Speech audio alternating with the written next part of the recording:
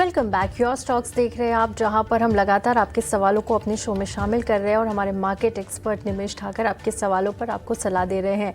चलिए आगे बढ़ते हैं और अगला सवाल ले लेते हैं। हमें यूट्यूब से ये क्वेरी आई है, प्रदीप की क्वेरी है और लुधियाना से इन्होंने हमें सवाल भेजा है।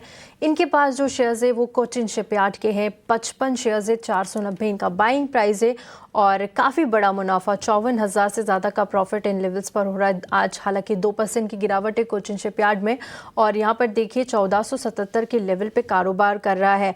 एक स्मार्ट इन्वेस्टर का इन्होंने उदाहरण दिया है। देखिए इन्होंने यहाँ पे प्रॉफिट बुक कर लिया है और स्प्लिट एंड बोनस का जो फ़ायदा था वो भी यहाँ पे उन्होंने उठा लिया और उस पैसे को फिर से इन्वेस्ट कर दिया है। लेकिन अभी पूछना चाहते हैं कि अब क्या करना चाहिए इन लेवल्स पर, आगे के चार्ट्स कैसे नज़र आ रहे हैं। कोचिन शिपयार्ड आपको कैसा लग रहा है निमेश जी, और किस तरह के चार्ट्स नज़र आ रहे हैं? एक साल में काफ़ी अच्छा रिटर्न इसने बनाकर दिया है, करीब 30% के आसपास यहाँ पर रिटर्न आया है।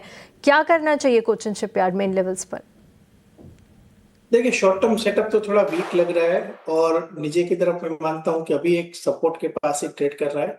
अगर नीचे में 1450 का लेवल ब्रेक करता है तो स्टॉक में और फर्दर गिरावट आने के चांसेस दिख रहे हैं, जो करीब करीब मुझे लग रहा है कि कहीं ना कहीं 1250 तक के हो सकते हैं।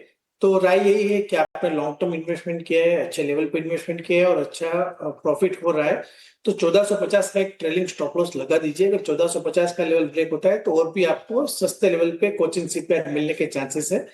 बट अगर यहाँ से अगर बाउंस आता है तो मुझे लग रहा है कि कहीं ना कहीं 1650 एक रेजिस्टेंस एरिया बनेगा। जब तक ये स्टॉक 1650 के नीचे है कोई बड़ी रैली आने के चांसेस नहीं दिख रहे हैं। तो व्यू क्लियर है। अभी 1450 का एक स्टॉप लॉस, 1450 के नीचे एक स्टॉप लॉस लगा दीजिए और अगर 1650 के ऊपर जाता है तो स्टॉक के अंदर जो है वो आप होल्ड कर सकते हैं।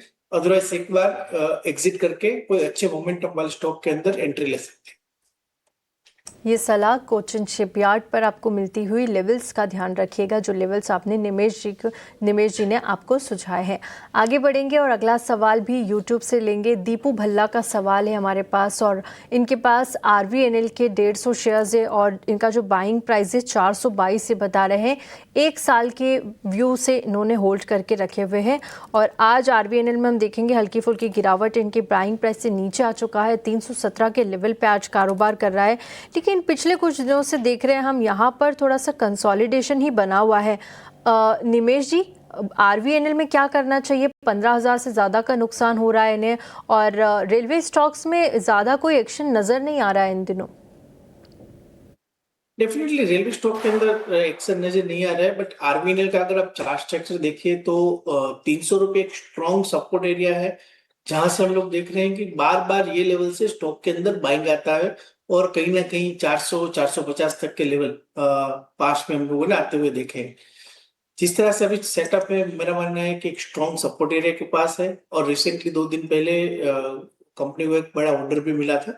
राय यही है कि अभी आप होल्ड कीजिए और शॉर्ट टर्म में मुझे लग रहा है कि 350 तक के लेवल देखने को मिलेंगे और अगर 350 जो 200 दिन की एक्सपोनेंशियल मूविंग एवरेज एरिया है, अगर उसके ऊपर निकलता है तो चांसेस है कि फिर से 400 रुपए के लेवल शॉर्ट टर्म में आ सकते हैं। तो ऑल ओवर सेटअप जिस तरह से बना है, एक स्ट्रॉन्ग सपोर्ट एरिया के पास है और एक ट्रेंड रिवर्सल के सिग्नल भी मिले हैं, तो 300 रुपए के स्टॉप लॉस से मैं आपको होल्ड करने की राय देता हूँ। पहला टारगेट 350 का रहेगा, दूसरा टारगेट 400 रुपए का RVNL के अंदर आने वाले दिनों में देखने को मिलेगा। 300 रुपये के स्टॉप लॉस के साथ आप यहाँ पे बने रहिए। 350 का पहला टारगेट और 400 तक का दूसरा टारगेट बनता हुआ नजर आएगा। ये सलाह RVNL पर दीपू भल्ला को मिलती हुई। चलिए इसी के साथ योर स्टॉक्स को यहीं समाप्त करेंगे। निमेश जी, आपका बहुत बहुत शुक्रिया हमारे साथ जुड़ने के लिए और हमारे दर्शकों को गाइड करने के लिए, अपना समय देने के लिए शुक्रिया सर। चलिए फिलहाल यहाँ पर रुकेंगे एक छोटे से ब्रेक के लिए, लेकिन ब्रेक के बाद हम आपके लिए खास सेगमेंट लेकर आएंगे, कि स्पेशल शो लेकर आएंगे। आप बने रहिए हमारे साथ। चल लौटते एक ब्रेक के बाद। नमस्कार।